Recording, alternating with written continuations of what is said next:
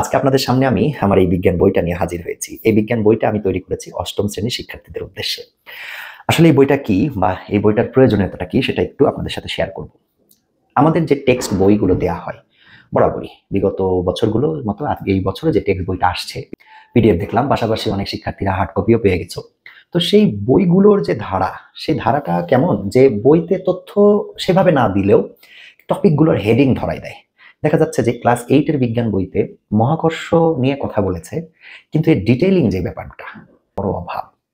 একটা লিফটের কনসেপ্ট আছে ক্লাস 8 এর বিজ্ঞান বইতে, কিন্তু লিফটের কনসেপ্টটার যে ডিটেইলিং ব্যাপারটা সেটার অভাব, এই অভাবটা থাকে। প্রত্যেক বছরই দেখা যাচ্ছে বইয়ের মলাট পরিবর্তন হচ্ছে, কিন্তু কন্টেন্টের যে ডেপথ, সে ডেপথটা না ঠিকমতো পরিবর্তন করা হচ্ছে না। তো আমি যেই চিন্তাটা করলাম যে আমার যে ফিজিক্স এবং কেমিস্ট্রির ক্লাস 8 এর বিজ্ঞান বইতে ফিজিক্স কেমিস্ট্রি মিলে টোটাল অধ্যায় আছে 6টা। আমি যেটা করলাম যে এই 6টা অধ্যায়কে নিজের মতো করে একটু রিরাইট করলাম। ঠিক আছে? অর্থাৎ টেক্সট বইয়ের টপিক ঠিক থাকলো, কিন্তু ডিটেইলটা আমি আমার মতো করলাম। যেমন আপনাদেরকে একটু বলি, আমাদের যে 7 অধ্যায়টা, এই 7 অধ্যায় অর্থাৎ পৃথিবী মহাকর্ষ, এখানে পার্ট 1 লেখা আছে। এই পার্ট 1 কিন্তু আমাদের টেক্সট বইয়ের পার্ট 1। সুতরাং টেক্সট বইয়ের পার্ট 1 এ যেই কন্টেন্টটা আছে সেটাকে আমি আমার মতো ডিটেইল করেছি। কিছু ছবি অ্যাড করে, কিছু ব্যাখ্যা বিশ্লেষণ অ্যাড করে পড়াটাকে স্টুডেন্টদের সহজবোধ্য করা বা একটা স্টুডেন্টকে একটু ডিটেইল শেখানো, সেই চেষ্টাটা করেছি। আবার দেখা যাচ্ছে পরিপূর্ণ সৃজনশীল বা এমসিকিউ প্র্যাকটিসগুলো, এগুলো আমাদের টেক্সট বইয়ের বড় অভাব। আমার এই বইটায় আমি একটা টপিকের আলোকে কি ধরনের সৃজনশীল আসে সেটার সাথে সাথে অ্যাড করে দিয়েছি। একটা স্টুডেন্ট করলো, পড়ার সাথে সাথে দেখলো যে তার কি ধরনের সৃজনশীল আসতে পারে। কিংবা আমাদের 7 অধ্যায় থেকে না বিভিন্ন ম্যাথস আসে, এখানে সে ম্যাথ অ্যাড করে দেওয়া হয়েছে। আবার দেখা যাচ্ছে পড়ার মধ্যেই টপিক রিলেটেড কিছু পার্থক্য থাকে, সেগুলো অ্যাড করে দেওয়া হয়েছে।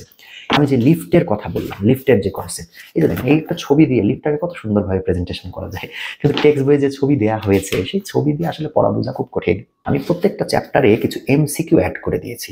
এতে করে হবে কি, বাচ্চারা চ্যাপ্টার শেষ করে নিজে নিজে বাসায় এমসিকিউ গুলো প্র্যাকটিস করতে পারবে।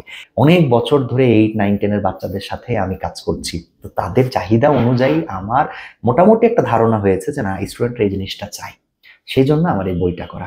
আমার বিশ্বাস এই বইটা নিয়ে যদি কোনো স্টুডেন্ট একটু ভালো করে, একটু মনোযোগ দিয়ে বইটা পড়ে এবং নিজের মতো করে ব্যাখ্যা বিশ্লেষণ করে নিতে পারে, ইনশাআল্লাহ ক্লাস 8 এর স্ট্যান্ডার্ডে তার কোনো ঘাটতি থাকার কথা না।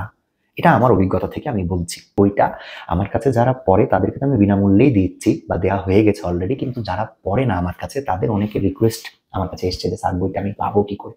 আমি বইটা 150 টাকা মূল্য নির্ধারণ করেছি। 150 টাকা আমার বিশ্বাস খুব বেশি প্রেশার হবে না স্টুডেন্টদের জন্য। তো এই বইটা কিনতে চাইলে আমার অফিসে এসে যোগাযোগ করতে হবে। আমার অফিসটা নগর ভবন মোড়ে, রাজশাহী নগর ভবন মোড়ে।